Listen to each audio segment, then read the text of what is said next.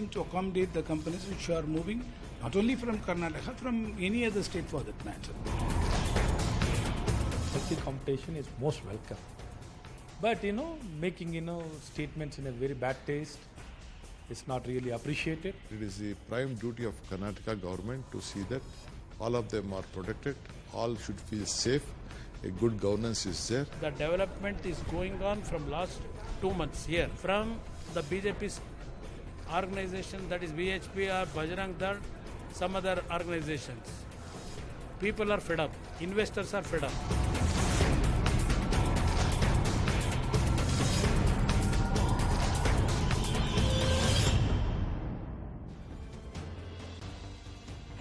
You're watching News Epicenter with me, Maria Shakil. The IT hub of India is the eye of a storm after right-wing organizations continue to press their campaign against halal meat. Making the sentiment argument, 8 Hindu groups have called for the removal of halal certification from the signboards of shops selling meat. They have also urged Hindus not to buy meat which is halal cut. This comes amidst other communal issues in the state, from the controversial hijab row to the call for a ban on Muslim merchants in temple fairs. Many leaders of the ruling BJP have also endorsed the call. The party's National General Secretary and MLA C.T. Ravi has said that communal harmony is not one-sided. It should come from the other side as well. He also said that mandating halal is economic jihad, as it is devised to make Muslims purchase only with traders of their religion and not to transact with others. The Karnataka Home Minister also joined the bandwagon on March 31st and asked why the BJP was being blamed by some people for the anti-halal campaign, which is related to the faith, sentiments and individual choices of certain religious groups. The Congress has hit back at the BJP. It says by raising divisive issues, the BJP and its affiliates are disturbing peace in the state, which will have ripple effects on economic growth. Taking that point forward, Telangana IT Minister K.T. Rama Rao has asked investors to move to Hyderabad as the government focuses only on innovation and growth, not halal and hijab like Karnataka. Not just Telangana. Tamil Nadu has also appealed to tech giants to move their investments away from Karnataka in light of a growing religious divide. The BJP hit back at both the state governments, condemning what they call a negative approach to healthy competition. Karnataka Congress Chief D.K. Shivkumar also took a dig at the ruling government and claimed only if the Congress returns to power will Bengaluru's old glory be restored. Now, many top businessmen who have raised questions have also faced a political backlash. Biocon's Kiran Majumdar-Shaw called on the Chief Minister to ensure inclusiveness to maintain the tech sector's global leadership. She faced the fury of the BJP, which called her a Congress agent. So amidst this charged storm, does the IT city run the risk of losing its sheen? Joining me on the show, Mohan Das Pai is the chairman of RN Capital. Harinder Sikka is film producer and author and one of the most vocal voices this time around. Harish Bijur is brand guru. We have S. Prakash, Karnataka BJP spokesperson, and Krishank Mane is TRS spokesperson. I'm going to begin with the businessmen and analysts and observers first. So Mohan Das Pai, the finance minister of Tamil Nadu and IT minister of Karnataka, excuse me, of Telangana have opened their doors for IT companies. In fact, KTR says, pack your bags and move to Hyderabad. And let's focus on infra and IT and not halal and hijab. Will this be a provocation for businessmen, this incident, to leave Bengaluru and relocate? Look, Maria, people don't leave Bangalore just as it is. Bangalore has 21 lakh people in technology, a global brand. This is just a storm in a teacup, which is being whipped up by vested interests. Political parties are latching on and trying to downgrade Bangalore. It's not going to happen. Bangalore's ecosystem is robust. We had about 6 unicorns in the first 3 months. Out of $14 billion that came in, $5.5, $6 billion has come in the first 3 months. More unicorns are underway this month and the next month. So it's ridiculous for KTR or somebody to just make a statement and expect everybody is going to shift their bags. KTR is fishing in troubled waters, and I think he should keep quiet because tomorrow something happens in Hyderabad that AIMM starts a riot, he doesn't want people saying, hey, leave Hyderabad and come here. So I think he should just keep quiet. And of course, Tamil Nadu is just like that. I mean, no, Tamil Nadu has lost the game in IT. They're nowhere in the startup space. And, they're not done well. Hopefully, they'll do well in future. So I don't think any IT industry luster is there. Look, let us get one thing clear. Bangalore has a population of 1.2 crores. There is something happening in some remote corner of Bangalore. If some people go and protest and say, cut down the boards, the government must step in, read the Rights Act, and prosecute them and make sure business goes on. The problem is, media people pick up some isolated incident somewhere and blow it out of proportion and create a scare. And I must tell you one thing today, for the first time, there are a set of people in Bangalore who are ideologically against the government of the day, who keep egging on businessmen to write letters. They wrote to me also to say, oh, you must stand up and protest. There's going to be boycott. There's going to be this, all kind of rubbish. And I told them that, look, if there is a problem, we should talk to government to solve it, not write silly letters and try to blow it up in the media. Mr. Pai, since you're saying that the two ministers of the neighboring states, both Telangana and Tamil Nadu, are fishing in troubled waters, so there is troubled water. And Kiran Majumdar-Shaw, for example, has been fairly direct in her messaging to the political leadership. Look, why didn't you see Kiran's further tweets? What did Kiran say? Kiran soon realized that she'd made a mistake in tweeting that way. Then she said, I spoke to Chief Minister. Chief Minister assured me that I'm sure Chief Minister will do this. I'm sure this is that. And she said, nobody should come here and try to do all this. Look, in Karnataka, all of us are super critical of ministers.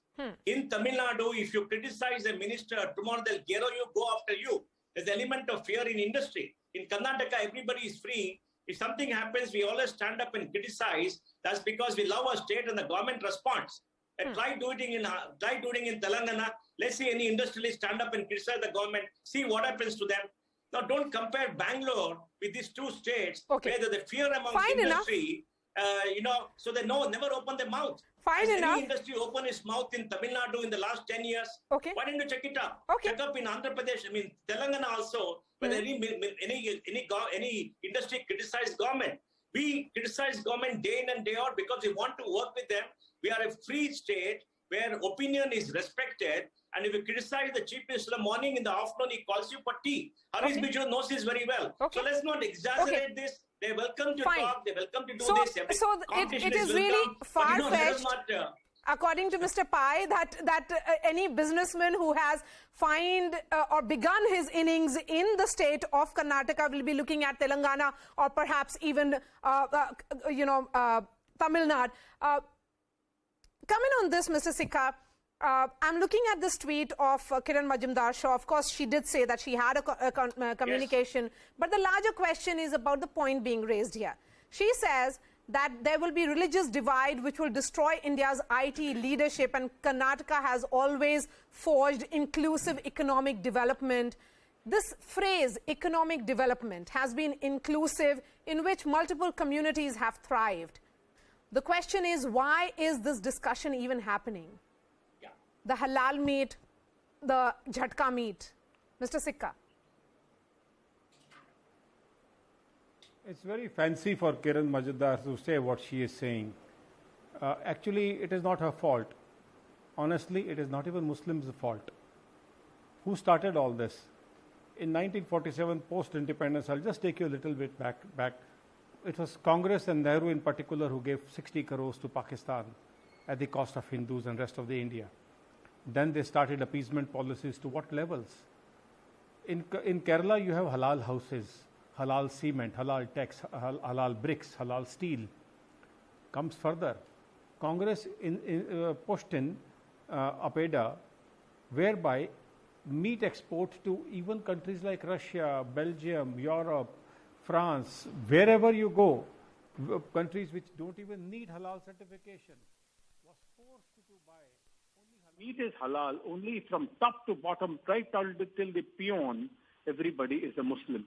That means in one go, in one shot, APEDA and FSSAI made way for halal certification mandatory. How much?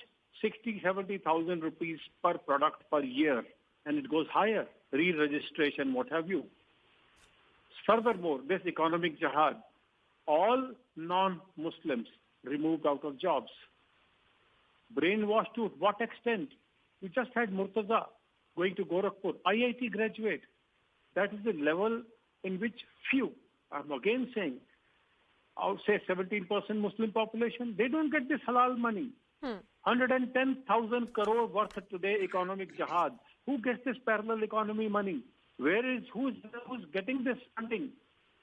It says in their charter that this amount shall be funded for terrorists who go to jails and the lawyers have to fight for them. We are funding or paying what Aurangzeb charged the jizya. Is it fair? Okay. Go further, if I may. Today, milk is on halal certification. Rice, atta, dal, undergarments.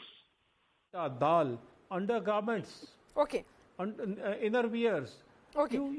You know, a Maulvi has to go, and according to Ramdev, of all the people in the world, he says that a Maulvi comes to my business center, reads fatwa or reads kalma, and then things become halal. Yes, he has also applied for halal certification. More importantly, I'm willing to give a solution to this.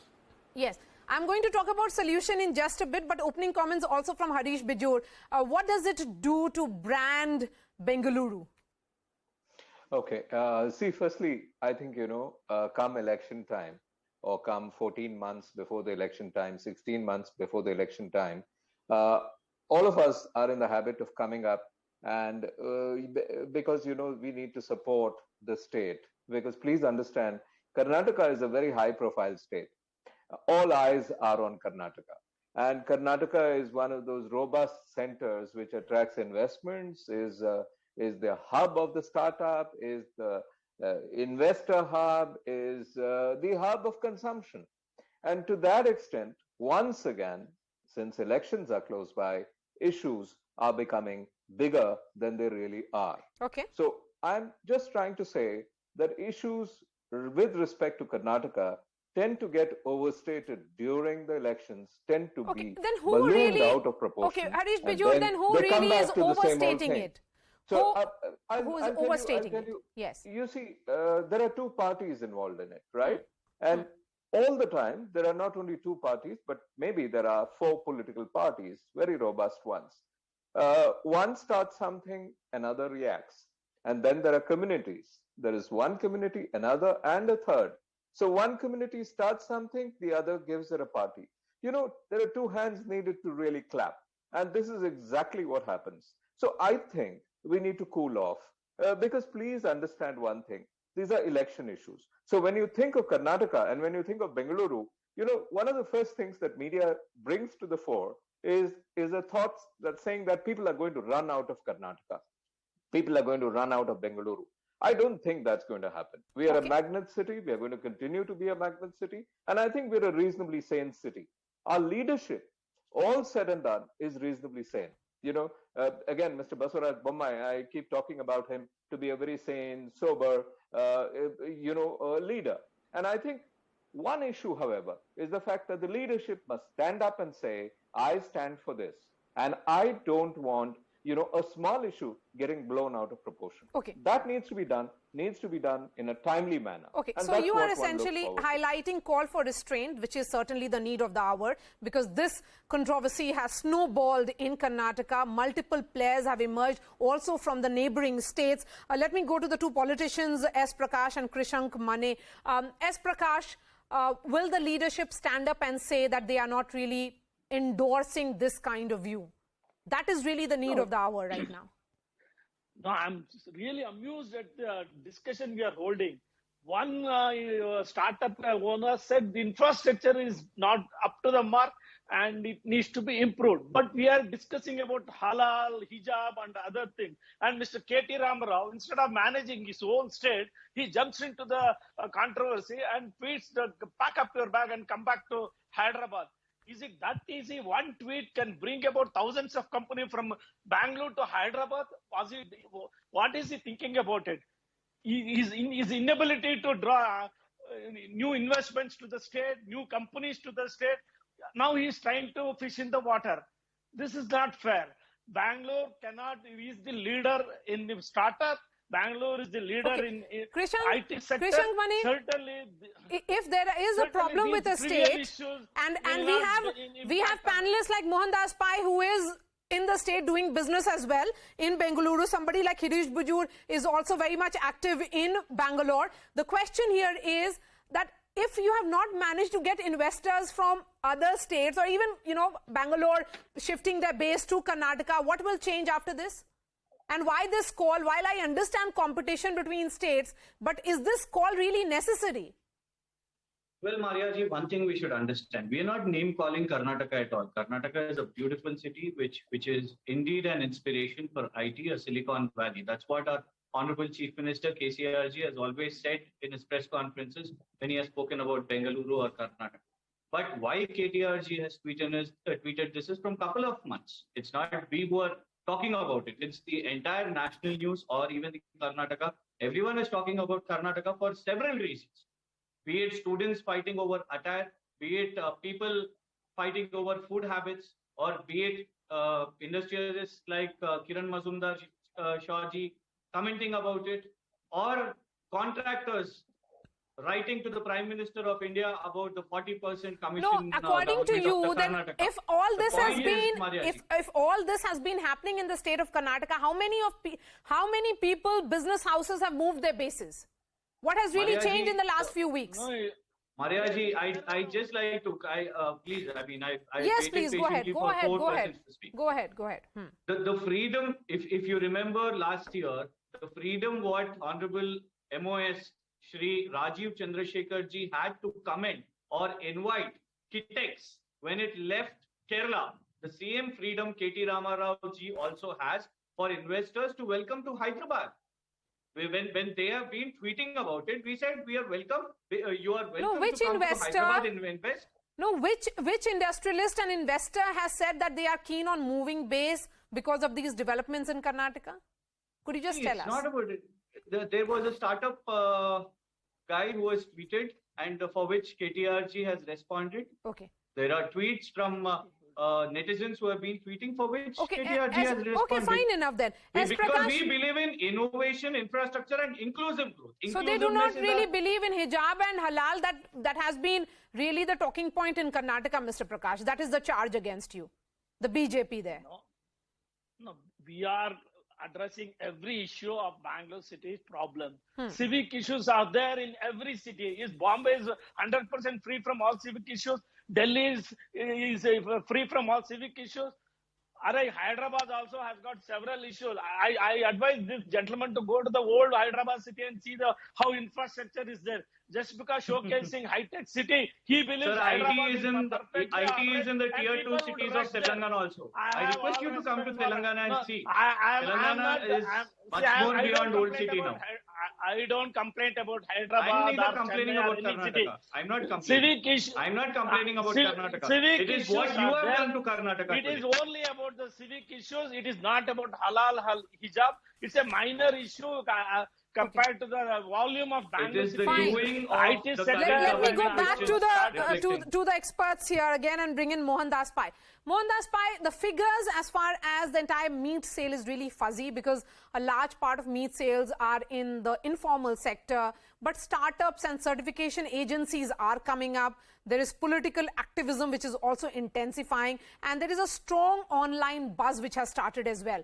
I'm trying to understand everything from cosmetics, vaccines, cereals, and even holidays are now certified halal. It is a $7 trillion global industry which is driven. $1.5 trillion.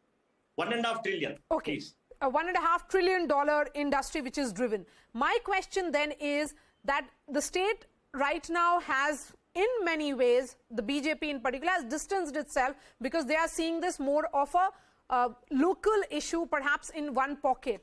But then the entire debate, why is this even necessary? You know, the entire debate is necessary because the PFI started the hijab agitation in South Kendra district and disturbed communal harmony. They provoked some 6 young girls to put the hijab and tried to go to a place where there's a school uniform for 35 years. They went to court and lost.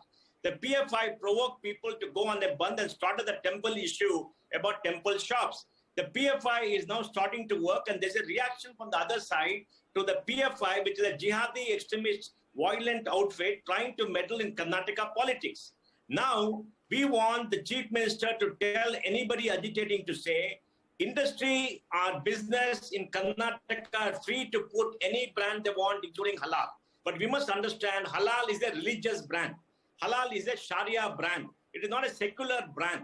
So when you put something as halal, you must have a disclaimer there to say, this is a religious brand based on Sharia. So if people want to buy, they buy. They don't want to buy, they don't buy. We consumers are warned, like they do a cigarette warning. Apart from that, nothing else is required. If somebody wants to sell halal, sell it. If people know what is halal, let them buy. Who cares? Nobody cares. We're all free to do business, use any brand, etc. But when you use a religious brand, you must explain to people what it means. Not do it surreptitiously as is happening in India and in the state. That is the problem. That will take away everything. That is what the government should do in future. Yes, because business should be carried on with transparency. And in the use of the halal ban, there appears to be no transparency. Okay, if you're going to export to the Middle East, the country requires halal brand. So you have a halal brand and you send it, is fine. Nobody can say anything. So I think the government has to intervene. The government has a role. And I don't think the government of Tamil Nadu or Telangana have any role. And lastly, you must remember, in Karnataka, we have full freedom to criticize our government. There is nobody retaliating, nobody going after you, nobody will beat you up. Whereas in Tamil Nadu and Andhra Pradesh, I would like businessmen to stand up and criticize the government like we do every day for bad infrastructure, whatever, and see what are the reactions. Okay, Mr. Mani, I want them to see reaction in Tamil Nadu. Mr. Mani, how many industries have you seen in the last many years? Criticize government in Tamil Nadu. Okay, so don't condemn us for being very free state. Krishank Mani, respond to this. Here is Mohandas Pai saying that if there is any criticism against Hyderabad or infrastructure in Hyderabad, then it is the state government, which is your government, which actually reacts and hits back. No, we will definitely. You don't take up criticism in the right spirit. No. We do take criticism and we work on it. I don't think we've ever commented or condemned any industrial speaking about it, or any media also speaking about it. We work, we are building a regional ring road. We have many flyovers, underpasses. We've been constructing and working on it, and that is why we feel that industries are coming over here. So welcoming, why? That is the reason I've given the example of Kitex. There is always a healthy competition. Okay, Mr. Sikka. Karnataka competed for Kitex. No, but this healthy competition is hardly healthy anymore. What is playing out is not healthy. Yeah, Mariaji, because the intention is politics. You ask a business head to speak about business, he's talking about the food politics or the communal politics. Where are you talking the business? I'm not taking out the name of halal or hijab because I do not. That is irrelevant for us. What we need is building of infrastructure, having investments here. Okay. As politicians or as people in government, as people doing business, I think we should focus on this rather than religious Mr. practices. Sikka, a 2018 study which was published in Economic and Political Weekly showed that more than 80% Indians, or around 900 million people, are meat eaters. It in fact quoted the National Sample Survey Organization, that is the NSSO, to estimate that 58% Hindus, 93% Christians, 21% Sikhs and 78% of Buddhists had meat. The purpose here is to say that everything has been happening for so long. Why? What has upset people to make it such a talking point and generate so much furore in the state?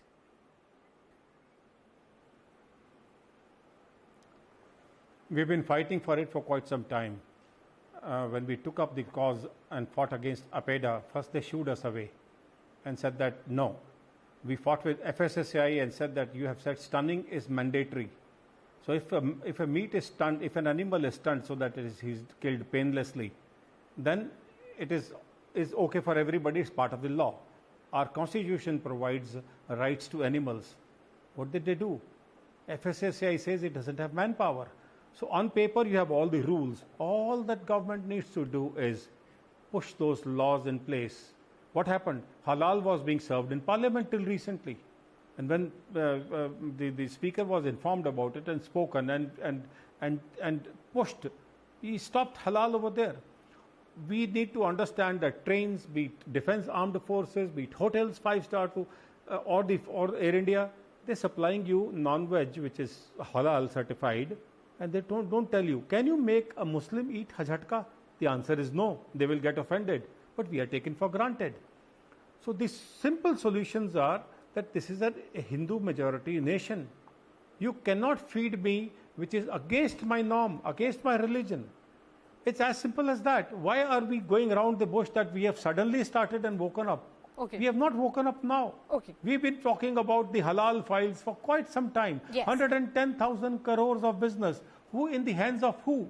I'll explain you who in the hands of who. In the hands of private bodies, these private NGOs who are using printing it as a printing machine. You and me pay taxes, GST and everything. They don't pay nothing. Okay. Halal I have just enough time and all those people, for they run their private Harish organizations. Harish Bijur, when we look at this entire controversy, which is no longer limited to Karnataka, it has become Allow me to complete. Yes, Mr. Sikka. Yeah. Yes. I know. So why are we forcing halal taxations on vegetable products? Here's a picture with me. This is this picture of mustard sauce, which is halal certified, made in India. It is either shame on us or very clever part on these halal operators. Today you have anything you pick up, milk, rice you pick up, bhujia. Who's leading them? There's a solution. One more small thing, if I may. We took this up with Honorable Minister Giriraj Singh when he was the minister. And we asked him why Amul ghee is halal certified. So he says, sir, Malaysia doesn't buy it otherwise. So all that he did was, he told Malaysia will not buy your palm oil. It came into line. Okay. He says, okay, you sell it without halal certification. Okay. So you're talking about solution there, Mr. Show me the face Mr. and I will show you the rules. Okay. Yeah. Okay. You show me the power. You show me the willpower. You can stop this. Why should we pay? Why should government not ban halal certification, this business, private business, in the hands of, I dare say, jihadis? Okay. I have just enough time for the final comments from Harish Bijur. Just enough time. Yes. Okay. Mr. Bijur. Maria, first of all, I must say that, halal is an industry for sure. Yes. It is an industry that caters to a population of 1.9 billion people across the globe. If you take a look at 1.9 billion people, it means it's just about 25% of the world population. It is a $1.5 trillion US business today, and it is likely to be a 3.05 trillion business by 2027. So if you really look at it, it has two dimensions. One is the internal dimension, which is India facing, which is India intrinsic. And the second is an external dimension, which is about the globe. Why does an Indian industrialist who has about 40 brands take halal certification? Basically to ensure that his products and services are partaken of by a population overseas, which would otherwise not come to him. And therefore, every Indian company, literally, with every Indian brand has a halal certification. But then the decisions could be looked at in two manners. One is one decision for an India-facing business and one decision for an outside India-facing business. Because all said and done, business people like to look at business as business. All right. Harish Bijur, appreciate your time. Mohandas Pai, always a pleasure to have you on my show, sir. Mr. Sikka, sorry that you're wrong over here. Mr. Sikka, we have really run short of time. Thank you so much. Green vegetable proof. S. Prakash and Krishank Mane, thank you so much for joining us. We are slipping into a short break. Coming up would be details of what's really happening in Sri Lanka. Stay with us.